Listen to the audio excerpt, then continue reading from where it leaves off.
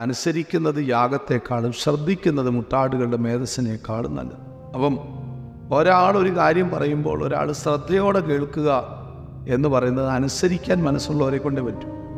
അനുസരിക്കുക എന്ന അഡ്വാൻസായിട്ട് ഒരു മനോഭാവം, ഒരു ആറ്റിറ്റ്യൂഡുള്ള ഒരാൾക്ക് മാത്രമേ ശ്രദ്ധയോടെ മറ്റൊരാളുടെ വാക്ക് കേൾക്കാൻ കഴിയും. അപ്പം ദൈവത്തെ ഒരാൾ ശ്രദ്ധിച്ച് കേൾക്കുവാൻ, ശ്രദ്ധയോടെ കേൾക്കുവാൻ തുനിയുന്നെങ്കിൽ ഓർത്തോണം, ആ വ്യക്തിക്ക് അനുസരിക്കാനുള്ളൊരു ആറ്റിറ്റ്യൂഡുണ്ട്, ഒരു മനോഭാവമുണ്ട്.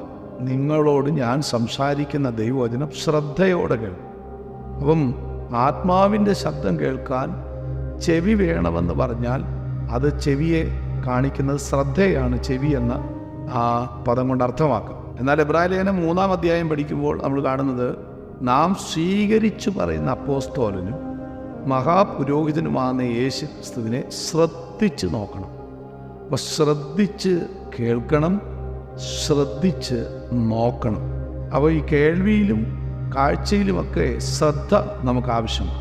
നമ്മൾ യെശയ്യാ പ്രവചനം 42-ാം അധ്യായം അതിൻ്റെ 23-ൽ ഇങ്ങനെ കാണുന്നു, നിങ്ങളിൽ ആർ അതിന് ചെവി കൊടുക്കും, ഭാവി കാലത്തേക്ക് ആർ ശ്രദ്ധിച്ച് കേൾക്കും. അപ്പം ദൈവവചനം നമ്മൾ ശ്രദ്ധിച്ച് കേൾക്കണം. നമ്മുടെ ഭാവിയെക്കുറിച്ച് അതിനകത്ത് എഴുതിയേക്കുക, മനുഷ്യൻ്റെ ഭാവി, പ്രപഞ്ചത്തിൻ്റെ ഭാവി, എല്ലാറ്റിൻ്റെയും ഭാവിയെക്കുറിച്ചുള്ള പരാമർശമാണ് നമ്മൾ ദൈവവചനത്തിൽ കാണുന്നത്.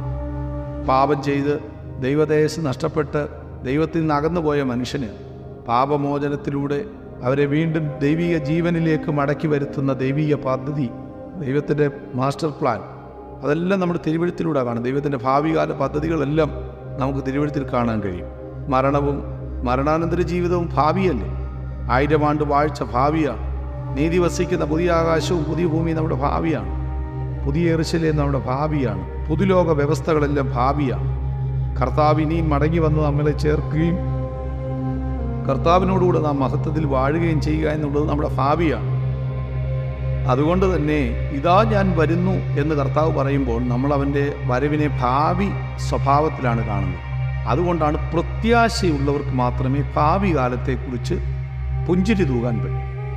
ബലവും മഹിമയും അവളുടെ ഉടുപ്പ്, അവൾ തൻ്റെ ഭാവി കാലം ഓർത്ത് പുഞ്ചിരി തൂകും. ഭാവി കാലത്തെക്കുറിച്ചുള്ള ഓർമ്മ, അതാണ് പ്രത്യാശ. ആ പ്രത്യാശയുടെ ഭാവി കാലത്തെക്കുറിച്ച് ശ്രദ്ധിച്ച് അതിനെ ധ്യാനിച്ച് ജീവിക്കുന്നവർക്ക് മാത്രമേ ദൈവവചനം ശ്രദ്ധയോടെ കേൾക്കാൻ കഴിയൂ എന്ന് ദൈവവചനത്തിൽ നിന്ന് നാം കാണാൻ കഴിയും. അപ്പോൾ ആത്മാവ് സംസാരിക്കുന്നത് ചെവിയുള്ളവൻ കേൾക്കട്ടെ എന്ന് പറഞ്ഞാൽ ചെവി ശ്രദ്ധയെ കാണിക്കുന്നു എന്നുള്ളതാണ്.